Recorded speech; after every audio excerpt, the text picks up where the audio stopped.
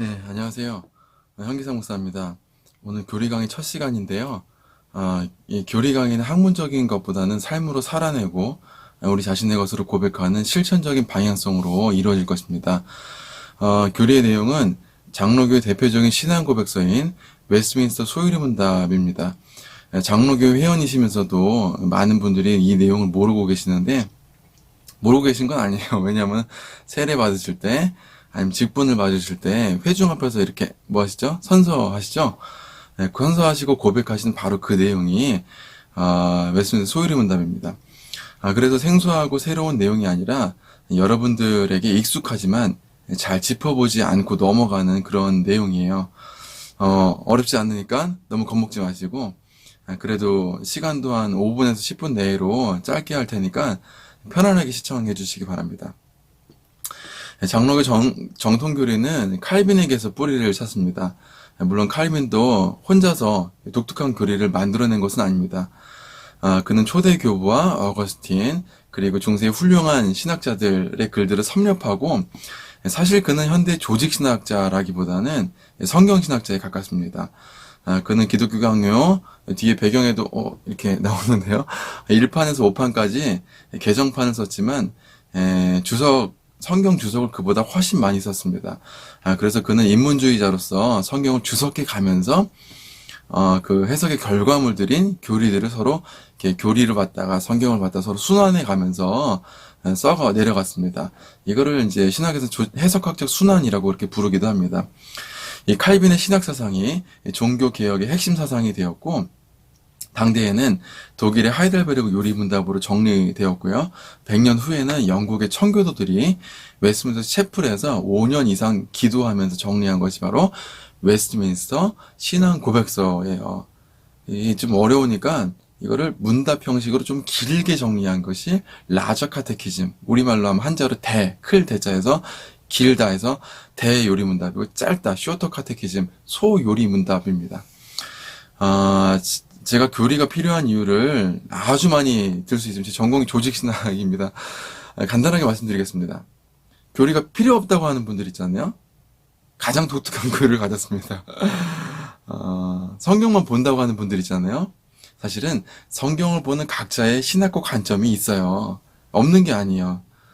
진공 상태의 성경을 보는 것이 아니라 각자 해석의 틀들을 가지고 자기의 신학적인 입장을 가지고 성경을 볼 수밖에 없다는 것이죠. 이게 해석학에서 다루는 가장 기본적인 내용이에요. 그래서 그 내용을 우리가 한번 점검해 보자는 거죠. 뭘 가지고요? 여러분 개인의 어떤 신학을 가지고 성경을 보기보다는 2000년 동안 성령님께서 교회를 통해서 해석해 오신 그 결과물들을 가지고 점검해 보자는 것이죠. 그래서 이거를 조직신학에서는 나중에 이제 말씀드리겠지만 영감과 조명이라고 구별해서 얘기하고 있습니다. 영감은 성령님께서 성경을 만드신 것을 영감이라고 해요. 성경 저자들을 영감시키셨다 그렇게 얘기하죠. 그런데 그것을 종결된 성경 계시를 교회가 읽을 때 그걸 해석해 주는 것, 그걸 조명이라고 해요. 우리가 영감만 가지고 성령의 역사라고 하지만 사실은 조명도 굉장히 중요합니다. 성령님께서 성경을 쓰시고 나서 잠자신 게 아니 2000년 동안 잠자고 계신 게 아니라 2000년 동안 교회를 통해서 좀 부족한 인간들의 해석의 결과물들이지만 그럼에도 불구하고 구원을 이루는데 충분하도록 그들을 해석하도록 지도하셨다는 거예요. 그게 바로 조명이에요, 조명. 2000년 동안 교회의 해석의 결과물들, 그것이 바로 교리입니다. 그리고 특히나 칼빈이 그걸 잘 정리했고요. 또 좀 발전시킨 부분도 있습니다. 그리고 그걸 칼빈의 사상을 잘 정리한 두 가지 신앙 고백서를 독일의 하이델베르그 요리문답, 칼빈 당대, 그리고 100년 이후에 영국의 웨스트민스터 신앙 고백서와 대소요리 문답, 이 두 가지를 꼽습니다. 뛰어난 신앙 고백서로 꼽습니다. 그래서 우리 장로교회에서는 이 하이델베르그 요리문답과 그 다음에 웨스트민스터 신앙고백서 대소요리문답을 신조로 신앙고백서로 이렇게 채택을 하고 있는 것입니다. 간단하게 말씀드린다 그러는데 너무 장황하게 말씀드렸네요. 물론 시대의 결과물들이기 때문에 지금도 그대로 적용하기엔 무리가 좀 있을 수도 있어요. 하지만 이런 풍성한 유산을 아는 것은 여러분 혼자 성경을 독특하게 읽는 것보다는 훨씬 더 안전하고 훨씬 더 유익합니다. 그래서 사실 아시고, 교리 여러 가지 유익들이 있지만 나중에 말씀드리겠고요. 오늘 간단하게 말씀드렸습니다. 성경을 보는 해석의 틀이 된다는 거죠. 관점이 된다는 것이죠. 그렇게만 알고 계시고 2000년 동안 성령님께서 해석하신 풍성한 그 신학적인 유산들을 여러분 간직하시고 성경을 더욱더 여러분 자신의 그 경험이라고 하는 아주 짧은 스펙트럼이 아니라 풍성한 스펙트럼 속에서 성경을 보시는 은혜가 있었으면 좋겠습니다. 아시겠죠? 믿고 따라와 주시기 바랍니다. 오늘 첫 번째 문답입니다. 인생의 제일 된 목적은 무엇입니까? 여러분 인생의 제일 된 목적이 뭐예요? 네? 맛있는 거 먹는 거? 요즘에 저도 이제 뭐 여러 가지 유튜브들 중에서 음식하는 유튜브 굉장히 좋아해서 집에서 지금 교회 사임하고 놀고 있는데 재밌어서 보다가 와이프한테 좀 한번 해보라고. 저희 와이프가 요리 잘해요. 나이는 좀 젊지만 일단 좀 얻어맞아요. 제가. 그래서 죄송하지만 제 인스타그램 같이 이제 친구인 분들 아시겠지만 많이 해줘야 잘해주고 오늘도 몇 개 얻어먹었어요. 그래서 참 와이프한테 감사한데 집에서 놀고 있는데 이렇게 맛있는 요리 해줘서 참 감사합니다. 와이프 은혜에 감사를 해야 되는데 어쨌건 요리 유튜브들 뭐 먹방 이런 유튜브들 굉장히 많지만은 인생의 제일 된 목적은 그렇게 먹고 자는 게 아니에요. 하나님을 영화롭게 하는 것과 그를 영원토록 즐거워하는 것입니다. 다시 한번 할게요. 하나님을 영화롭게 하는 것과 그를 영원토록 즐거워하는 것입니다. 라고 이야기를 하고 있어요. 이 문답은 앞으로 나올 106가지 문답의 방향성을 설정하고 있어요. 교리와 신학의 목적은 하나님을 영화롭게 하는 것이고 그분을 영원토록 기뻐하는 거예요. 즐거워하는 거예요. 엔조이하는 거예요. 오늘은 영광을 돌리는 것에 대해서만 살펴보도록 할게요. 영화롭게 한다는 말은 반사한다, 반영한다, 반응한다는 일반적인 말로 표현할 수 있는데 좀 구체화시키면 영광을 돌린다는 뜻이에요. 하나님 대신 그 영광을 여러분 잘 들어오세요. 인정하고 고백하는 거예요. 다시 한번 할게요. 뭐라고요? 영화롭게 한다는 것은 뭐 없는 영광을 뭐 영화롭게 만들어준다는 그런 말이 아니라 하나님 가운데 있는 그 영광을 인정하고 고백하는 거예요. 그 영광을 돌린다는 거죠. 제가 예전에 설악산 자주 갔었는데요. 사찰 입구에 어마어마하게 큰 부처님이 누워 계셨어요. 이렇게 하고 누워 계셨는데 그 사찰 관리인이 그 부처님에게 물을 뿌려서 샤워를 시키고 있었어요. 제가 지나갈 때 솔로 팍 문질러주고 가려운 부분도 긁어드리고 그리고 샤워 시켜드려서 반짝반짝 광을 내주고 있는 거예요. 이 영광스럽게 만들어주는 거죠. 근데 영광스럽지 않았다가 어두웠다가 밝아지는 거죠. 근데 하나님은 세상 어떤 것으로도 영광스럽게 만들어 드릴 수가 없어요. 왜요? 영광을 더할 수가 없어요. 존재 자체로 완전하신 분이고 완벽하신 분이세요. 하나님의 영광은 엄청나서 사실 이 우주 만물로도 다 담을 수가 없는 게 하나님의 영광이에요. 하나님의 영광이 일측면만 이 우주의 창조 세계 가운데 드러난 것이죠. 완전하게 계시는 건 있죠. 우리 예수 그리스도 안에서는 하나님의 영광 완전하게 계시가 되었죠. 하지만 그리스도 외에는 하나님의 영광은 더할 수가 없고 영화롭게 만들 수가 없어요. 그만큼 완전한 거예요. 그래서 우리가 영화롭게 한다는 것은 하나님의 영광이 없는데 더한다는 뜻이 아니라 하나님의 영광을 인정하고 고백한다는 뜻이에요. 여러분 아시겠죠? 그래서 우리 입술로만이 아닌 우리의 전인격적인 모든 삶을 들여서 하나님의 영광이 얼마나 크신지를 드러내고 고백하는 거예요. 그게 바로 뭐라고 할 수 있을까요? 가만 생각해 보세요. 예배라고 할 수 있겠죠. 예배.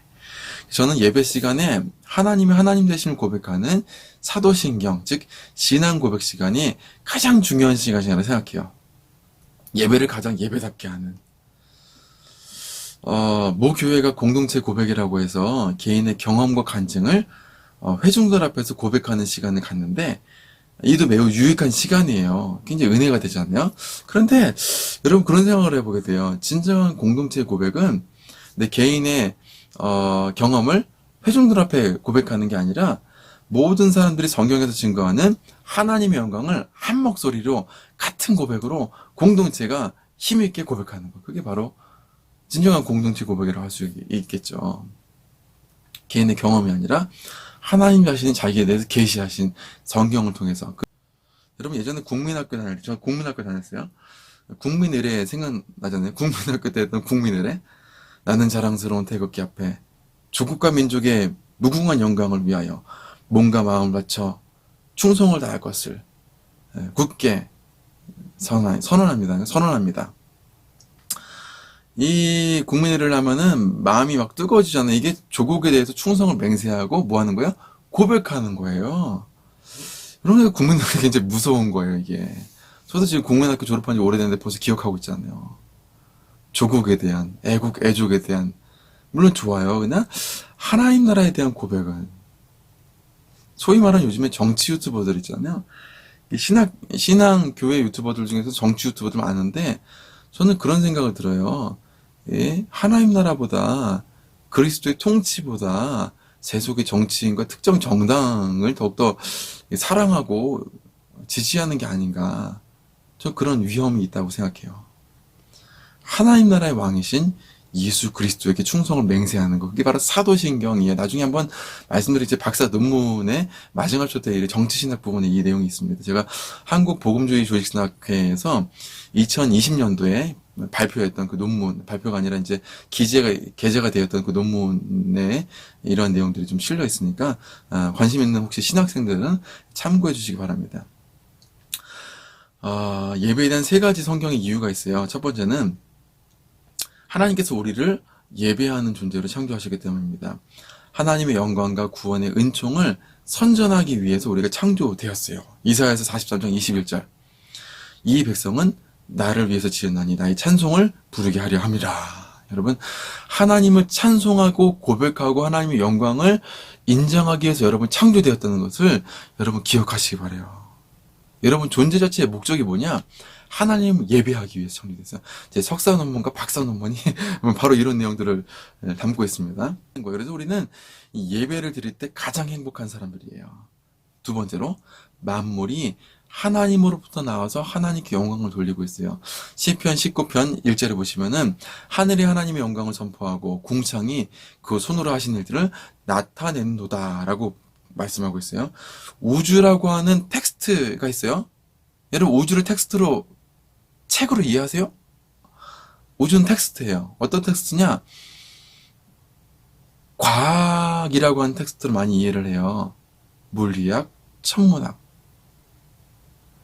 그런데 여러분 그 이전에 우주는 과학적 텍스트가 아니라 예배학의 tekst예요. 무슨 말씀인지 아시겠어요? 시편 기자가 그렇게 얘기하잖아요. 하늘과 궁창이 하나님이 하신 일들 어떻게 한다고요? 선포한다고요.